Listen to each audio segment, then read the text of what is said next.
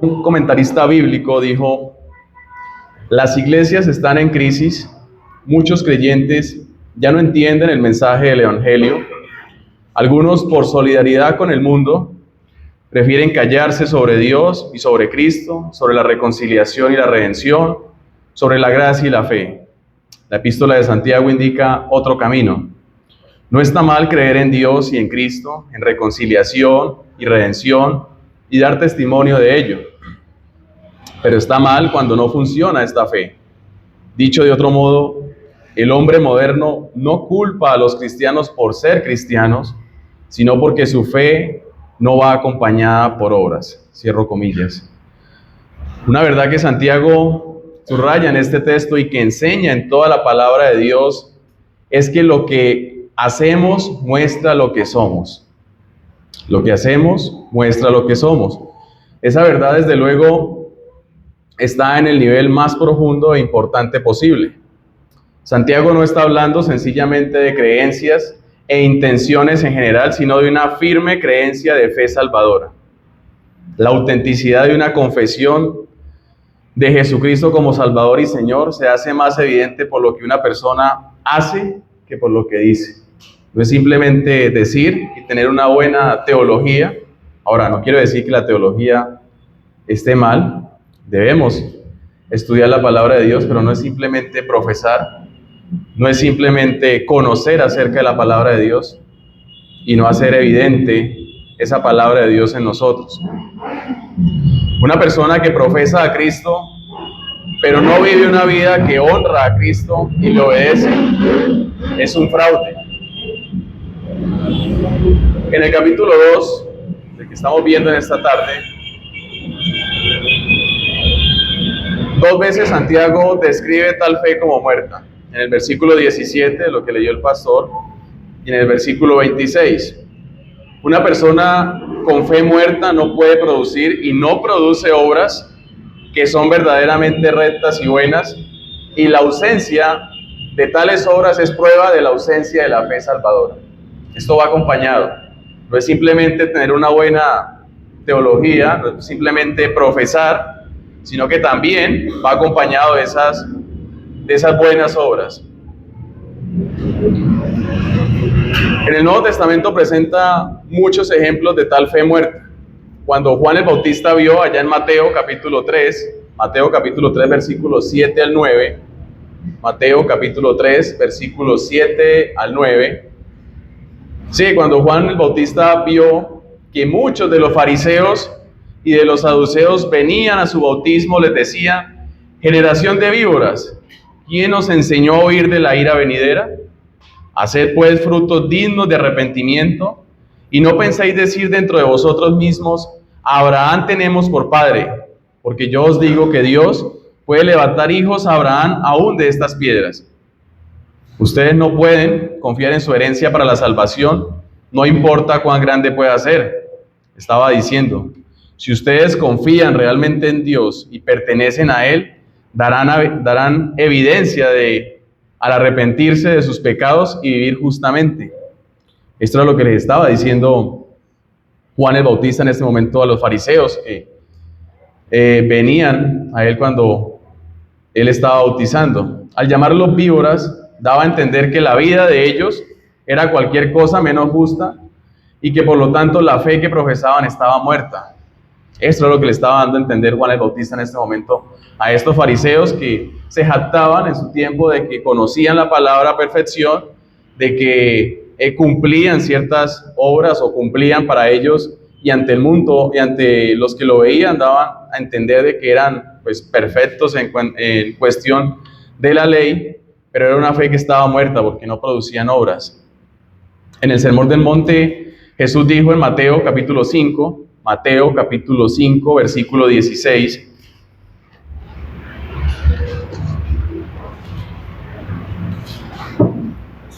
así alumbre vuestra luz delante de los hombres, para que vean vuestras buenas obras y glorifiquen a vuestro Padre que está en los cielos. La luz interior que el Señor da a su pueblo siempre brillará externamente en la forma ¿de qué? De buenas obras, como lo dice ahí. Más adelante en el mensaje, Jesús se extendió en esa verdad en Mateo, más adelante en Mateo capítulo 7, versículo 21. Mateo 7, versículo 21, explicando que, y esto siempre lo hemos escuchado, que no todo el que me dice, Señor, Señor, entrará en el reino de los cielos, sino el que hace la voluntad de mi Padre que está en los cielos. Jesús comenzó a encontrarse con creyentes superficiales al comienzo de su ministerio, de esos que profesan que son cristianos, pero es solamente eso. En Juan capítulo 2, versículos 23 al 25, Evangelio de Juan capítulo 2, versículos 23 al 25, dice que estando en Jerusalén en la fiesta de la Pascua, muchos creyeron en su nombre viendo las señales que hacía. Pero Jesús mismo no se fiaba de ellos porque conocía a todos y no tenía necesidad de que nadie le diese testimonio del hombre, pues él sabía lo que había en el hombre. No se confiaba de ellos porque no pertenecían a él. Su creencia equivalía al reconocimiento de ciertas verdades acerca de Jesús, pero ellos no confiaban en él como Salvador ni se sometían a él como Señor. Es algo muy común hoy en día también. Estas personas que dicen creer, reconocen, o sea, tienen un entendimiento acerca de la palabra del Señor, saben acerca de todas estas verdades, pero no es para ellos Señor y Salvador de sus vidas. Nicodemo era un líder fariseo, y allá en el Evangelio de Juan capítulo 3, versículos 2 al 3, Juan capítulo 3, versículo 2 al 3, dice que vino a Jesús de noche y le dijo, Rabí, sabemos que has venido de Dios como maestro, porque nadie puede hacer estas señales que tú haces si no está Dios con él. Respondió Jesús y le dijo, de cierto te digo que el que no naciere de nuevo no puede ver el reino de Dios.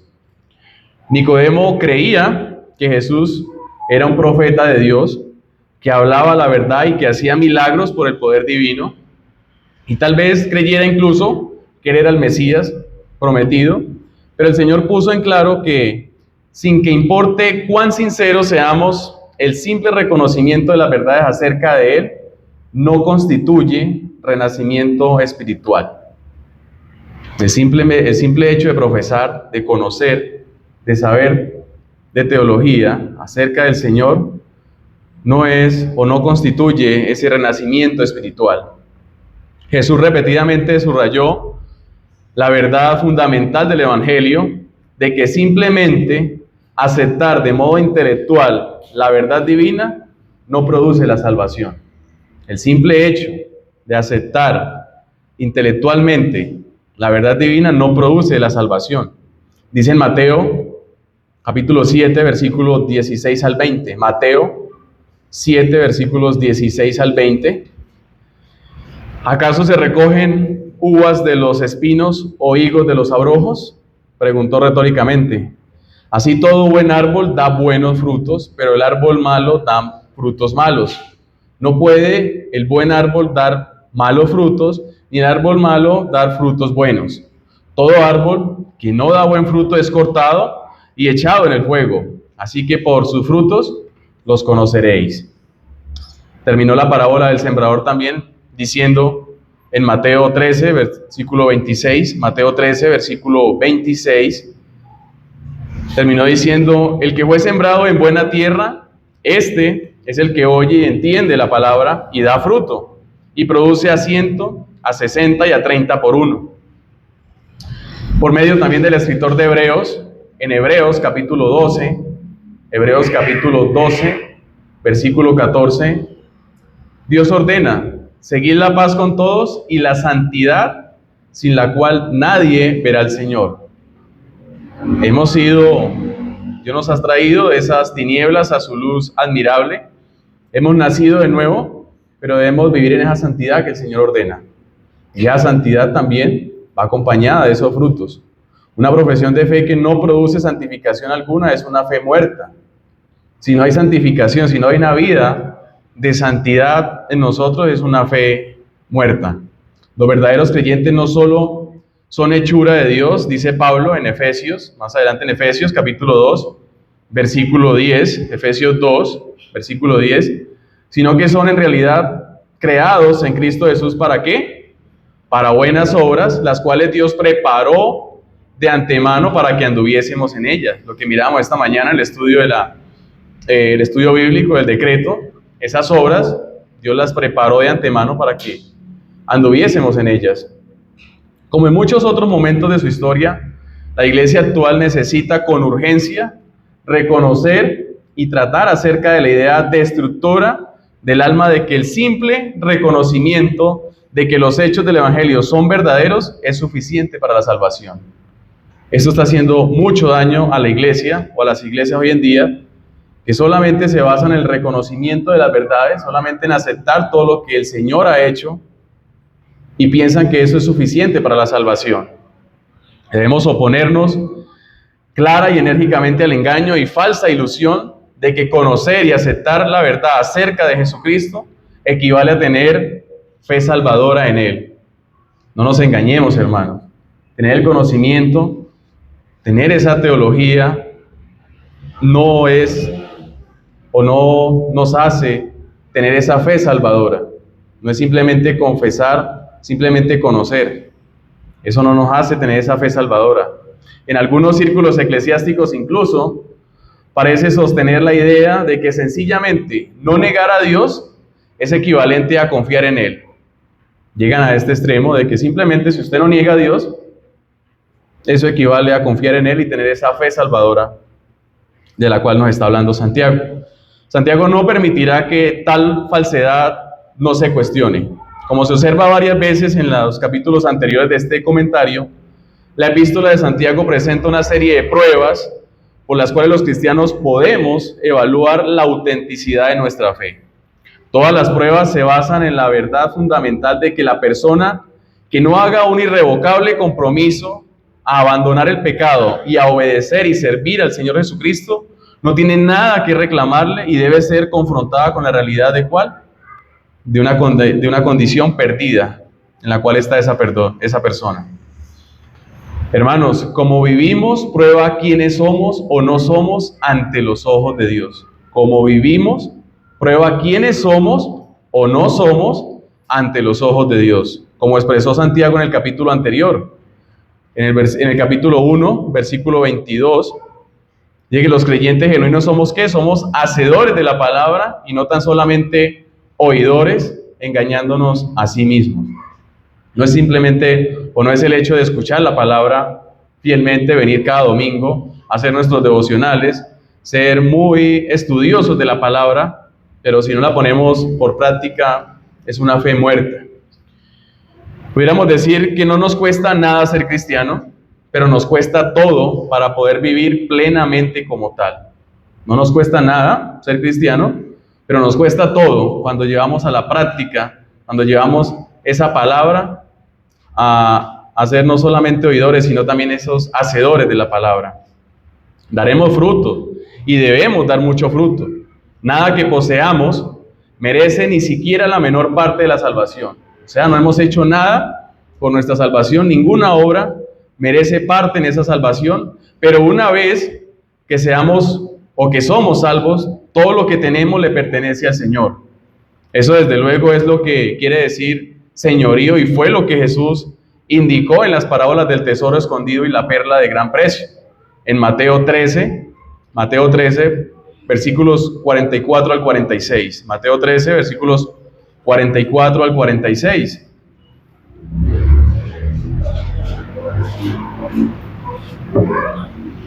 Dice que el reino de los cielos es semejante a un tesoro escondido en un campo, dijo él, el cual un hombre halla y lo esconde de nuevo, y gozoso por ello va y vende todo lo que tiene, compra aquel campo. También el reino de los cielos es semejante a un mercader que busca buenas perlas, que habiendo hallado una perla preciosa, fue y vendió todo lo que tenía y la compró. ¿Cuánto hemos dejado? ¿Cuánto hemos dado? ¿Cuánto hemos sacrificado por el Señor, por decirlo así, cuando hemos encontrado ese tesoro escondido en el campo? O esa perla que estaban buscando, que es la sana doctrina, y el Señor ha permitido que vengamos a escuchar su palabra, esa sana doctrina, y hemos dejado todo por seguir o por comprar esa sana doctrina, por seguir asistiendo a la iglesia y seguir escuchando esa palabra. Somos semejantes a estos hombres que daban todo. Algunos judíos habían ido de un judaísmo extremo legalista al extremo opuesto del cristianismo. Reemplazaron el sistema basado en obras de justicia con uno que no reconocía obra alguna. Habían pasado pensaban que merecían o habían interpretado mal la ley, pensando de que con obras iban a ser salvos, y algunos pasaron de ese extremo al extremo de que ya no merecían o que no debían hacer obra alguna. Los judíos que eran sinceros, que se habían dado cuenta hacía tiempo de que no podían cumplir todos los mandamientos de Dios ni satisfacer sus normas de justicia, la ley era severa carga que no ofrecía esperanza y que ellos no podían llevar, se habían dado cuenta de estas cosas.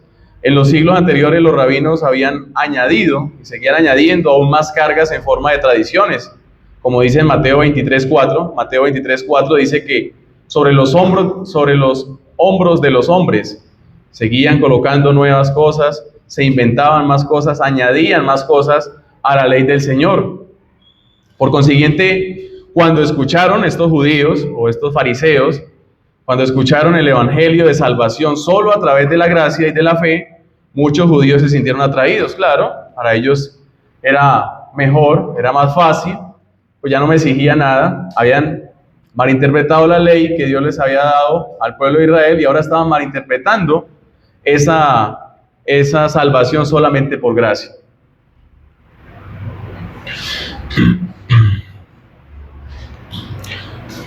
Algunos dieron por sentado que esta nueva religión lo daba todo y no exigía nada.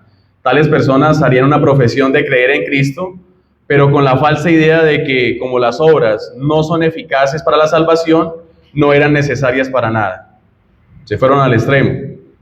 Creían que ya no debían hacer nada, que simplemente todo era por gracia, todo venía simplemente a ellos y no teníamos que hacer nada. El resultado inevitable fue una fe no salvadora y un estilo de vida que se diferenciaba un poco, si algo, del que tenían anteriormente, pudo incluso haber conducido a una conducta peor.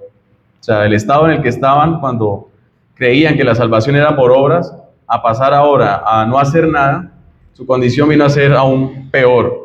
En Santiago, capítulo 2, versículos 14 al 20, el que estamos viendo en esta tarde, y después de esta breve introducción, se presentan tres características de la fe falsa, muerta y vana. Nos muestra tres características de esa fe falsa, muerta y vana, y se hace evidente primero, por una vana confesión, que es el versículo 14. Segundo, una falsa compasión, versículos 15 al 17, y una convicción superficial de los versículos 18 al 20. Le vamos con nuestro primer subtítulo, y es una vana confesión. Versículo 14 del capítulo 2 de Santiago. Hermanos míos, ¿de qué aprovechará si alguno dice que tiene fe y no tiene obras? ¿Podrá la fe salvarle? Tal vez, hermanos míos, se refiere en especial a los compatriotas judíos de Santiago, pero también se está dirigiendo a la iglesia en general. Si alguno dice, es la frase que rige la interpretación de todo el pasaje. Santiago no dice que esta persona tiene realmente una fe salvadora, sino que dice tenerla. Es lo que está diciendo Santiago con esta frase de si alguno dice. No se menciona ninguna clase particular de fe, pero el contexto indica que se refiere al reconocimiento de que uno cree las verdades fundamentales del Evangelio. Una persona que afirma eso creería en cosas como la existencia de Dios, la Biblia como la palabra de Dios, y presuntamente en la condición de Mesías de Cristo, y en su muerte expiatoria, en su resurrección y en su ascensión. En todo caso, no está en duda la ortodoxia teológica de la fe de tal persona. Sí, no se está dudando de que tiene una buena ortodoxia, tiene una buena teología. El asunto es que no tiene obras. La forma verbal en esta frase describe a alguien que nunca da evidencia de apoyar la fe que habitualmente dice tener. Esta persona dice que tiene una fe, tiene y da razón de lo que cree, pero nunca da evidencia de que, o algo que apoye esa fe que dice tener. La pregunta, ¿podrá la fe salvarle? No se plantea para considerar la importancia de la fe, sino la idea opuesta de que cualquier tipo de fe puede salvar. La forma gramatical de la pregunta exige una respuesta negativa. Y la respuesta es no, no puede salvar. Una profesión de fe carente de buenas obras no puede salvar a una persona. No importa con cuánta vehemencia se proclame, esta fe no puede salvar a esta persona. Como se ha observado, no es que algunas buenas obras añadidas a esa verdadera fe puedan salvar a una persona, sino más bien que la fe, que es genuina y salvadora, inevitablemente producirá buenas obras. No es que yo tenga esta fe y le añada ciertas obras, o venga, le añadimos algo para que adorne esta fe de lo que yo profeso, sino que el simple hecho de tener esa fe verdadera, por amor al Señor, produciremos esas buenas obras. Haremos esas buenas obras. Ningún escritor del Nuevo Testamento es más inflexible que Pablo en cuanto a que la salvación es únicamente por la gracia de Dios, obrando por la fe del hombre. Y ningún escrito de Pablo resalta esto de forma evidente o más evidente que su carta a la iglesia de Roma. Romanos, capítulo 2, versículos 6 al 7. Romanos, capítulo 2, versículos 6 al 7.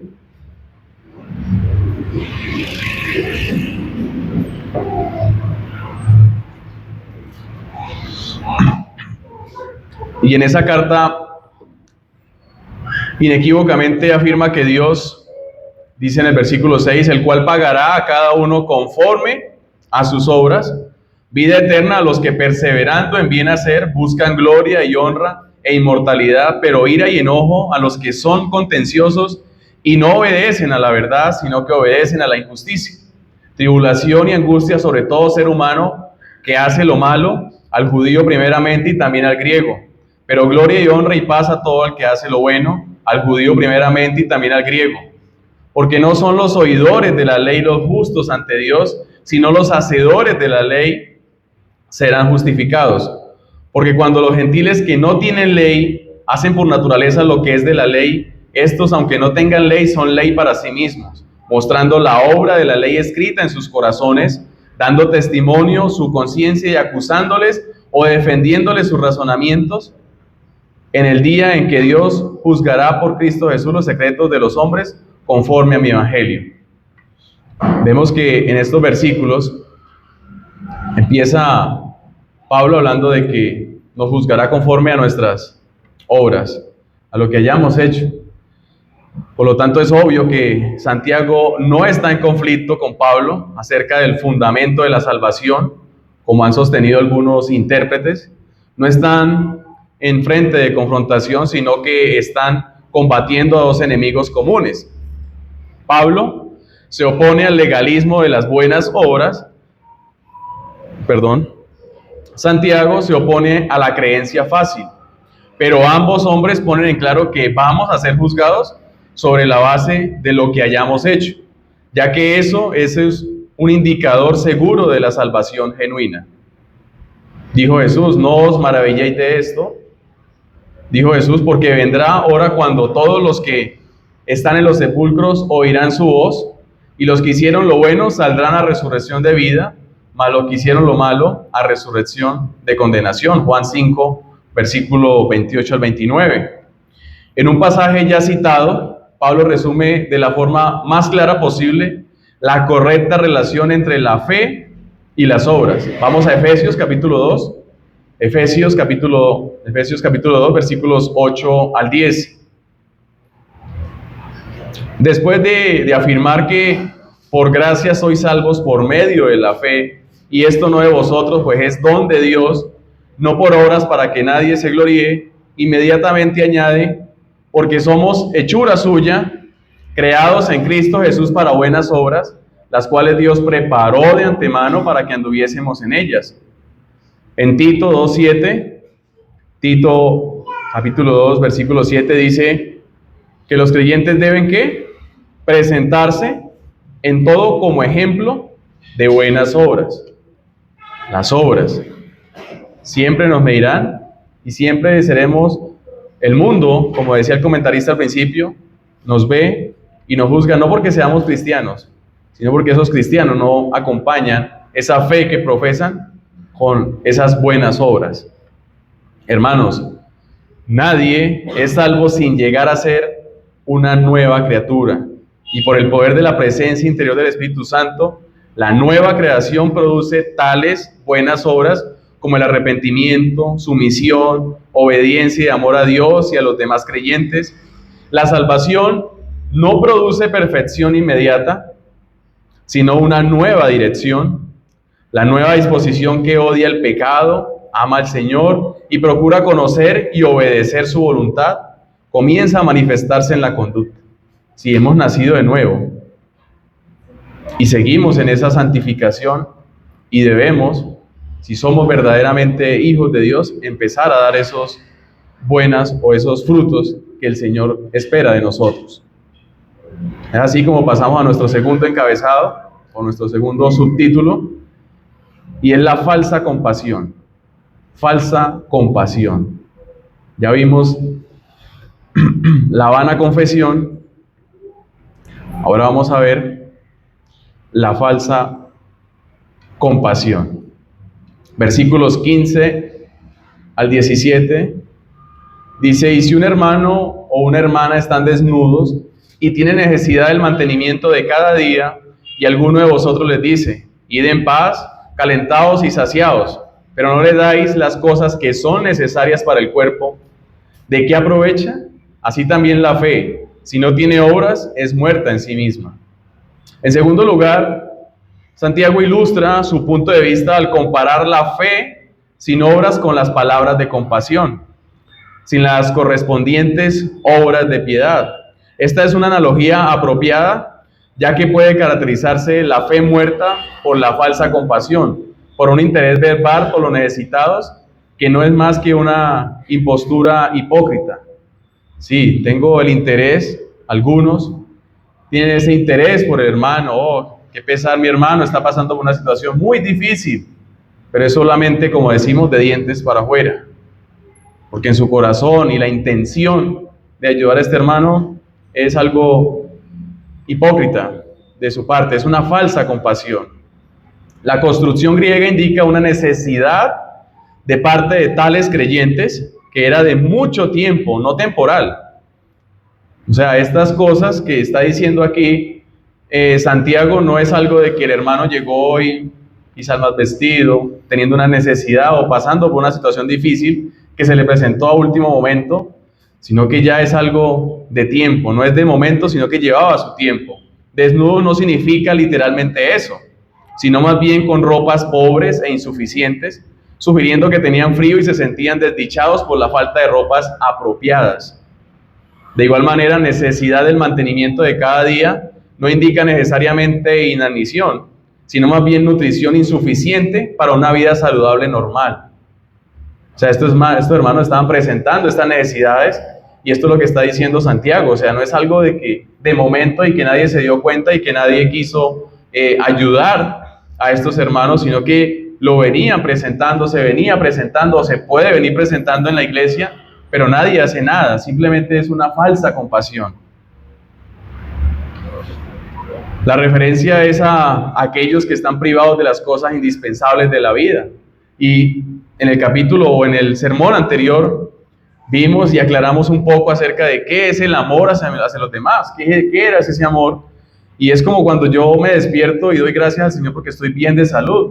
¿Será que mi hermano también se levantó hoy bien de salud? ¿Está bien? ¿Tiene un alimento? Así como yo me levanto y tengo, gracias al Señor, un desayuno, me puedo levantar, me puedo duchar, me pongo una ropa digna y me voy a trabajar. ¿Será que mi hermano también tiene lo necesario? ¿Durmió bien anoche mi hermano? ¿Tiene una cama donde descansar? ¿Tiene un vestido digno para salir a su trabajo? De esto es lo que se trata y lo que nos está recalcando aquí Santiago. Al proclamar la misma verdad, Juan pregunta retóricamente en Primera de Juan capítulo 3, versículo 17.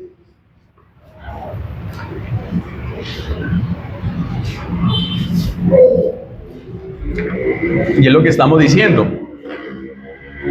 El que tiene bienes de este mundo y ve a su hermano tener necesidad y cierra contra él su corazón, ¿cómo mora el amor de Dios en él? Id en paz y calentados y saciados. Es una declaración notablemente despiadada y necia, por medio de la cual Santiago indica una actitud de total desinterés por el bienestar de los demás.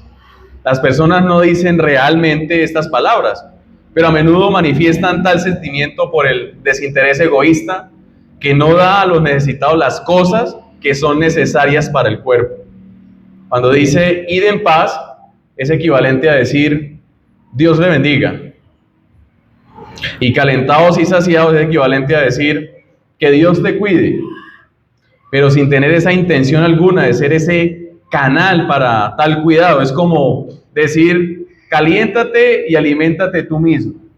Eso es lo que le estoy diciendo a mi hermano cuando hoy le digo que Dios lo cuide, que Dios lo bendiga, pero teniendo cómo poder ayudar a mi hermano no lo hago, o al menos soy ese canal y sé de la necesidad de mi hermano, porque quizás mi hermano solamente habla conmigo, o me di cuenta de la necesidad que está pasando mi hermano, y yo sé de alguien que le puede ayudar, pero tampoco hago nada por ayudar a mi hermano. Es algo muy despiadado, como lo dice acá, es algo de total desinterés. Hermano, caliéntate y aliméntate tú mismo. Oraré por ti, oraré mucho, sí, pero ¿cómo estamos ayudando a mi hermano? ¿Qué estoy haciendo por ayudar o por sobrellevar esa carga que mi hermano en este momento está pasando? Se cuenta la historia de una reina europea de hace siglos que dejó a su cochero fuera durante el invierno mientras asistía al teatro. Llegó, aparcó su coche allí con su cochero y lo dejó allá afuera.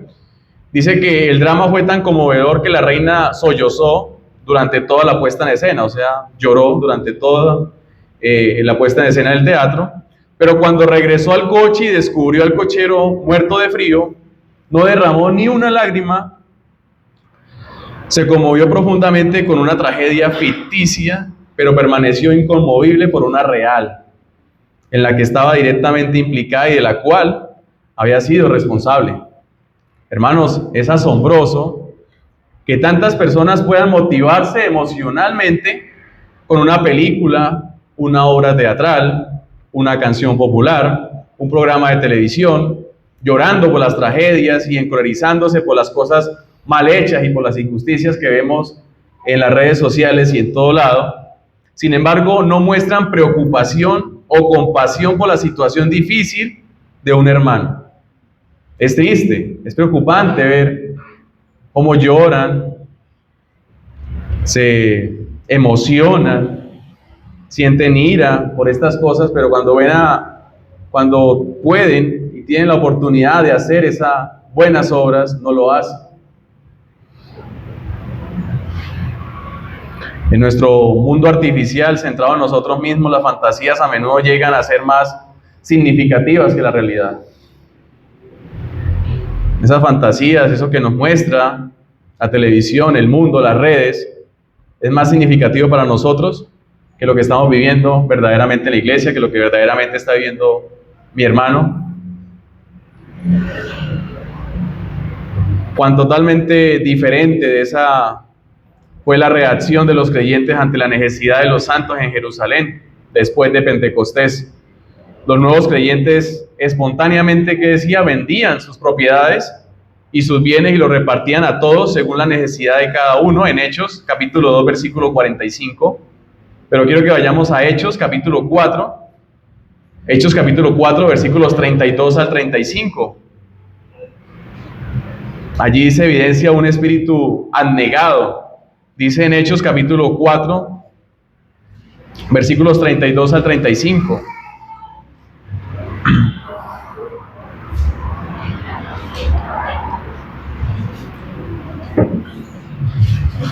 Dice, y la multitud de los que habían creído eran de un corazón y un alma, y ninguno decía ser suyo propio nada de lo que poseía, sino que tenían todas las cosas en común, y con gran poder los apóstoles daban testimonio de la resurrección del Señor Jesús, y abundante gracia era sobre todos ellos.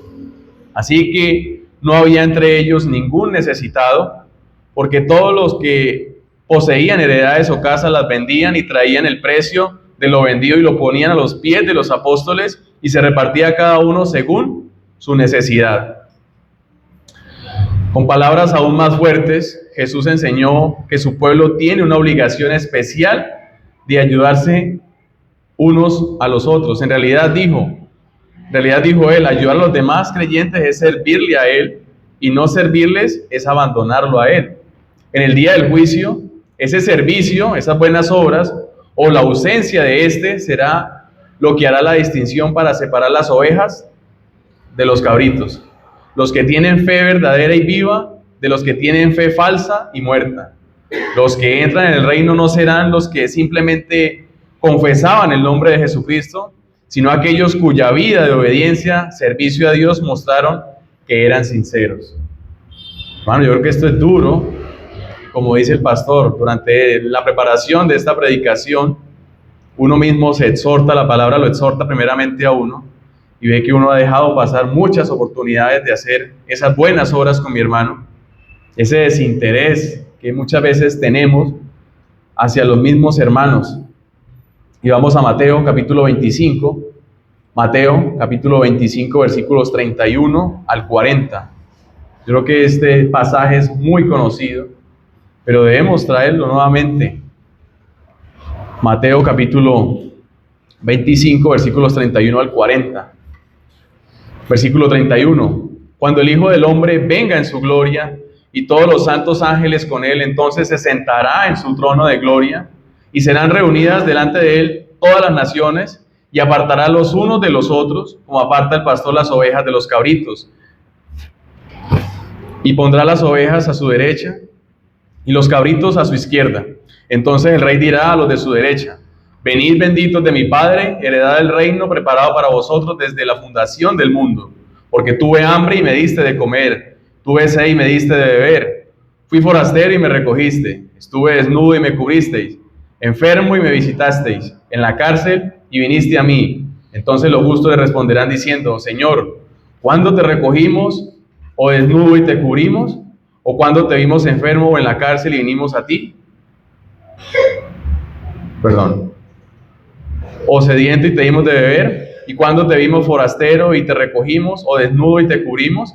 Versículo 39. O cuando te vimos enfermo o en la cárcel y vinimos a ti.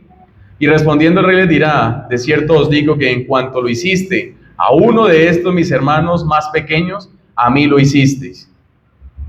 Entonces dirá también a los de la izquierda: apartados de mí, malditos, al fuego eterno preparado para el diablo y sus ángeles. Duras estas palabras, pero ese será el día en que el Señor juzgue a todas las naciones, y seremos, como dice Pablo, juzgados por nuestras obras. Así pasamos a nuestro último subtítulo, y es la convicción superficial. Convicción superficial.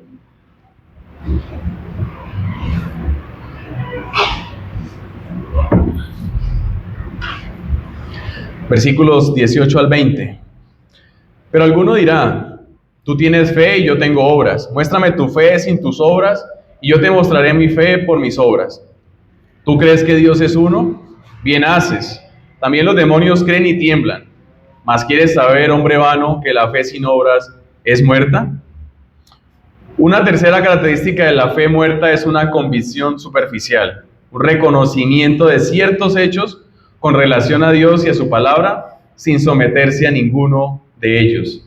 Sí, creen estas personas, tienen esa fe, creen, saben acerca del Señor Jesucristo, saben acerca de todo, tienen una buena teología, pero no se someten a ninguna de estas cosas.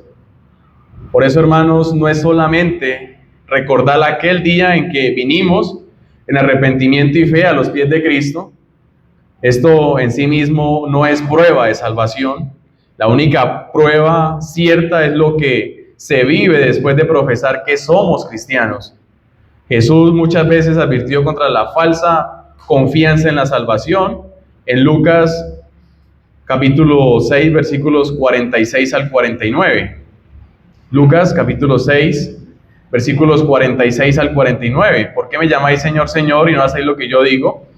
Y pregunta a todo aquel, Lucas capítulo 6, versículos 46 al 49, todo aquel que viene a mí y oye mis palabras y las hace, os indicaré a quién es semejante. Semejante es al hombre que al edificar una casa cavó y ahondó y puso fundamentos sobre la roca, y cuando vino una inundación, el río dio con ímpetu contra aquella casa, pero no la pudo mover porque estaba fundada sobre la roca.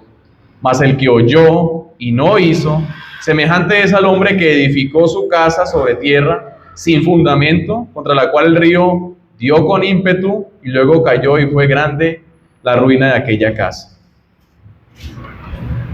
Estamos bien cimentados, sí, pero debemos dar esos frutos que el Señor ha preparado de antemano para nosotros. Pablo declara en Gálatas capítulo 5, versículo 6, Gálatas capítulo 5, versículo 6, que en Cristo Jesús ni la circuncisión vale algo, ni la incircuncisión, sino la fe que obra por el amor. Ahora, todas estas obras, todo lo que hacemos, lo hacemos por medio, y siempre lo hemos dicho, que el móvil de estas obras es el amor. Ese amor, el que nos mueve a hacer todas estas cosas. El amor por el Señor, de ver que éramos dignos del infierno y que nos ha traído a su luz, y ese amor hacia los demás, ese amor por mis hermanos para que también vengan a Él, para que también perseveren en el Señor. En Primera de Juan, capítulo 2, versículos 4 al 11, Juan nos asegura que Primera de Juan, capítulo 2, versículos 4 al 11, dice: el que dice, yo le conozco, y no guarda sus mandamientos, el tal es mentiroso, y la verdad no está en él. Pero el que guarda su palabra, en este verdaderamente el amor de Dios se ha perfeccionado. Por esto sabemos que estamos en él. El que dice que permanece en él, debe andar como él anduvo. Hermanos, no os escribo mandamiento nuevo, sino el mandamiento antiguo que habéis tenido desde el principio. Este mandamiento antiguo es la palabra que habéis oído desde el principio. Sin embargo, os escribo un mandamiento nuevo, que es verdadero en él y en vosotros, porque las tinieblas van pasando y la luz verdadera ya alumbra. El que dice que está en luz y aborrece a su hermano, está todavía en tinieblas. El que ama a su hermano permanece en la luz y en él no hay tropiezo.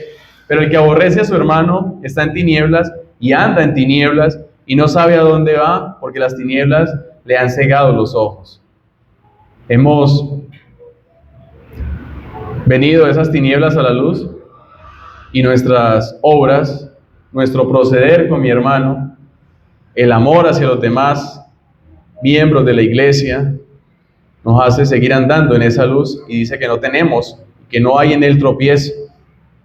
Pero si hemos profesado, si intelectualmente profesamos que conocemos al Señor, pero nuestro corazón y nuestra conducta no ha cambiado, seguimos aborreciendo en nuestro corazón a mi hermano, no estamos haciendo esas buenas obras por mi hermano, seguimos en tinieblas y no sabemos o no saben para dónde van porque le han cegado los ojos. Dice, ¿tú crees que Dios es uno? Sigue diciendo Santiago, bien haces. También los demonios creen y tiemblan.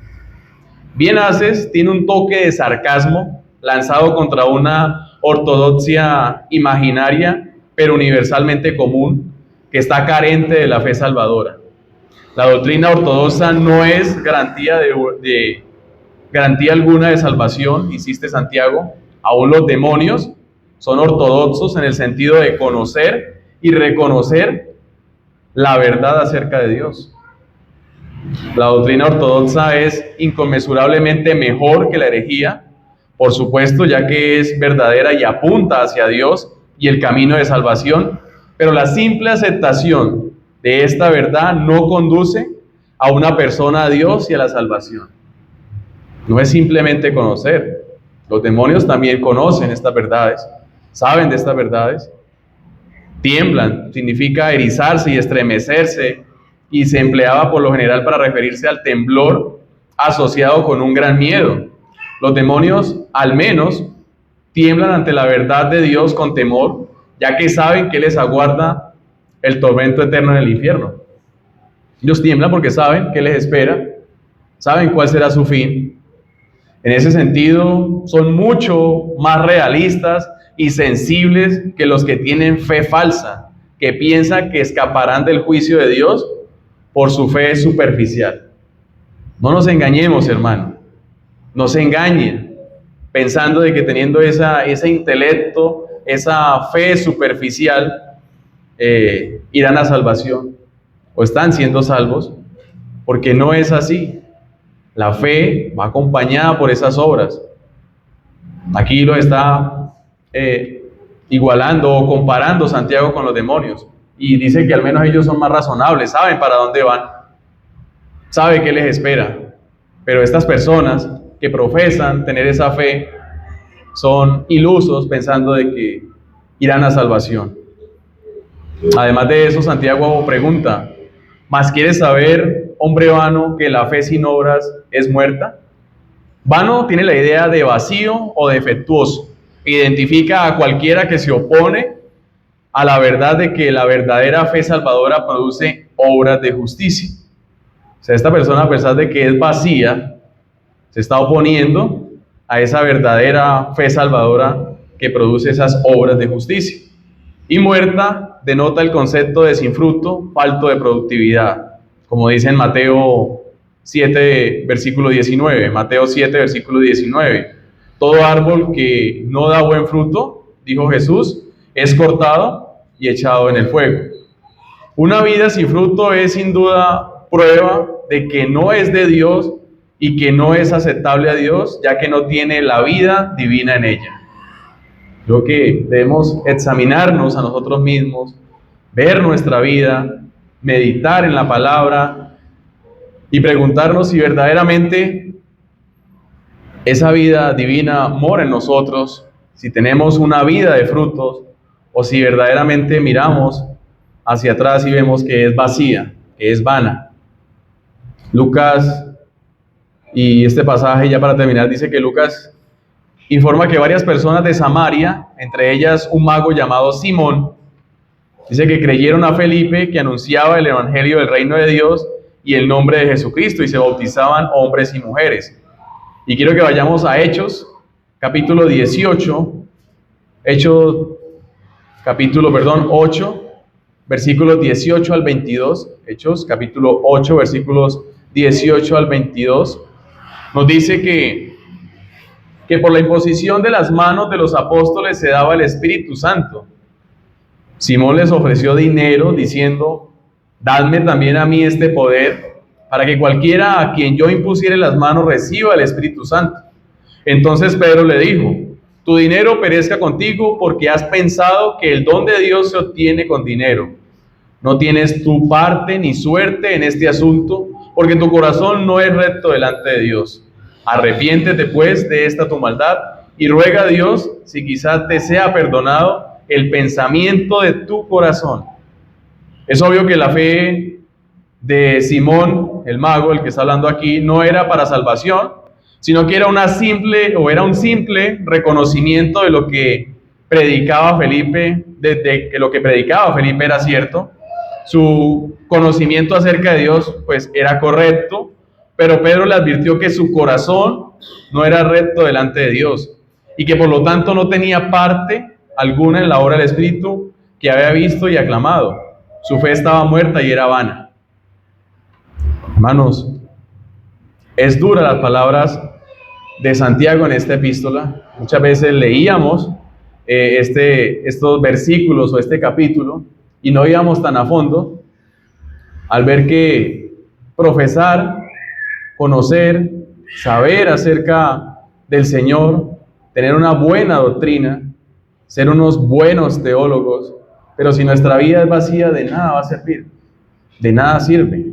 Ahora, como lo dije al principio, no es malo que estudiemos la palabra, no es malo que seamos unos buenos teólogos, pero que pongamos todo esto en práctica. No es simplemente saber, conocer, adquirir conocimiento y entrar en controversia con otras personas acerca de la palabra y debatir la palabra y defender la palabra, pero mi vida es vana y vacía.